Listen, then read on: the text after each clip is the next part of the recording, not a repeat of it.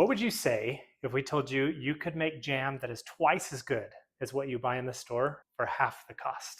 That's what we're going to show you today.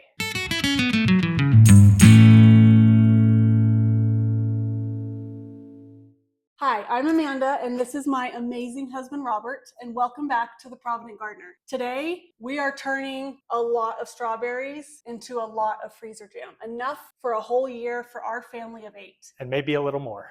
Yes, but whether you have just a couple cups of strawberries or almost 100 like we do, this is something that's simple and easy to do at home. You may have enough strawberries growing in your garden to use garden strawberries to make your own freezer jam. That would taste even better, but ours died this year, and so we don't have that production of strawberries to make our freezer jam from our garden. You could also maybe visit a U-Pick, but it is also very economical to wait for that sale and buy your strawberries. We got these for $1 a pound. I know sometimes you can find them even cheaper. So to start off with, we've gone ahead and chopped the greens off the strawberries. We're going to give those greens to our worms.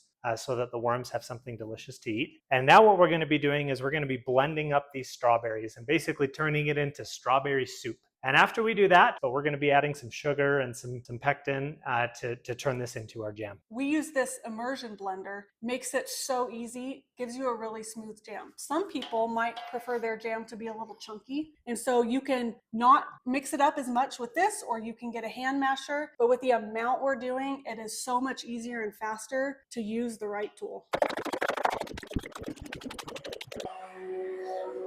Okay, so we've blended up our strawberries into this nice strawberry soup. Now, the recipe we are basing our freezer jam off of is found right in a box of this Sure Gel pectin. It's this paper, you unfold it, and it has directions for all kinds of jams. Now, something we do is we don't love all the sugar that would normally be found in a jam. This right here is about 48 cups of strawberries after they were blended up. This recipe would call for 96 cups of sugar. And when you hear 96 cups of sugar, even though it's a lot of jam, it's kind of like, whoa, that's a lot of sugar. So we actually cut that down by 1/3 and then even take a couple more cups off. So we're going to use a 25-pound bag of sugar, which is about 60 cups, right? Mm-hmm. Now, just as a warning, if you choose to do less sugar, this recipe specifically says don't do less sugar. So it's up to you to try it. The consequence of using less sugar is that it may not be as thick. It may not be as jelly-like. It may be a little bit more runny, which we really like because we like to use it almost as like a syrup on top of our waffles or pancakes. We still love to use it on sandwiches and things like that too. But if you use less sugar, it will not be as thick. So we're breaking the rule a little bit of this recipe, but we have found that we like that better. So you decide what works best for you. I think it's important to not be afraid to experiment. If you see a recipe and you're like, that's a lot of sugar, I don't like eating that much sugar, experiment. That's what we did. And we've done this for years now. And when we originally started doing less sugar, I am very much a rule follower, a recipe follower. She very much is. And so like, I was almost in panic mode when he was saying, no, we're not doing that much sugar. Let's try less sugar. But we did it and we love it. So it's plenty for us. Plus, we don't need our kids bouncing off the walls even more than they do now because they bounce off the walls a whole lot. Yep.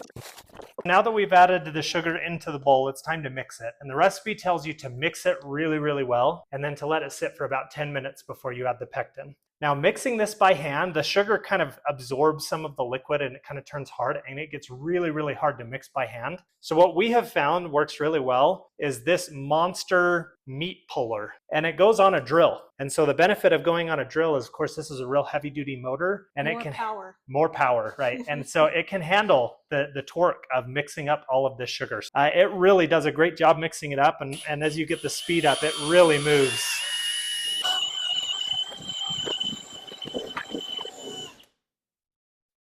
Okay, so that's mixed it really well. Now, one of the things I love about this is that I love any opportunity I can get to use a power tool and to have more power in the kitchen. I think it's really good.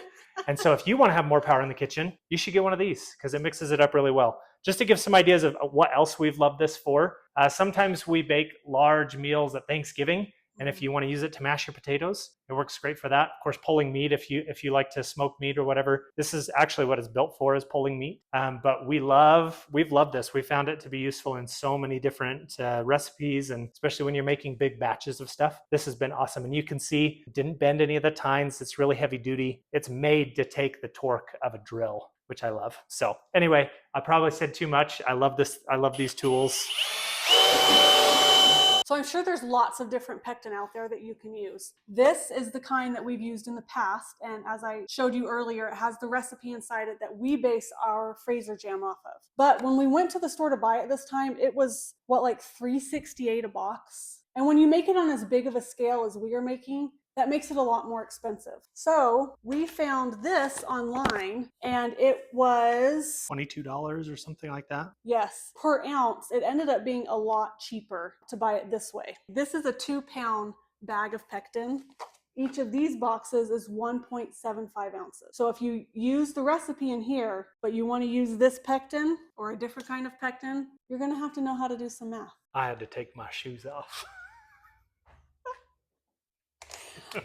One thing just to be aware of is that when you make this pectin, essentially what we're going to be doing is adding pectin into water, bringing it to a boil, boiling it for a minute, and then dumping it into our strawberry soup, stirring constantly the entire time.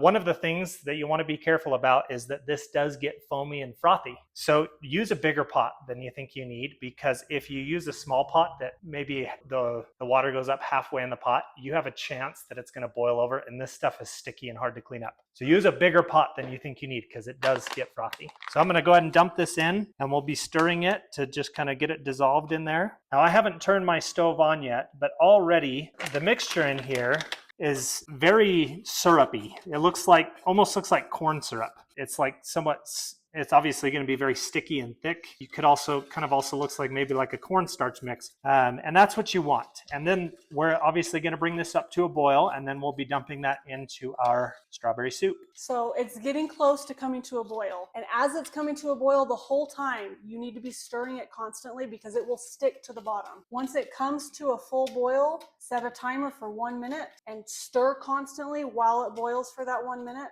and then go immediately add it to your strawberry soup. This is very hot, so you want to be sure any small kids are out of the way. You might be able to hear in the background one of our kids crying, but for safety's sake, we have sent them all downstairs, and the older kids are keeping the little ones down there, because if this even splashed on them a little bit, it could be really bad.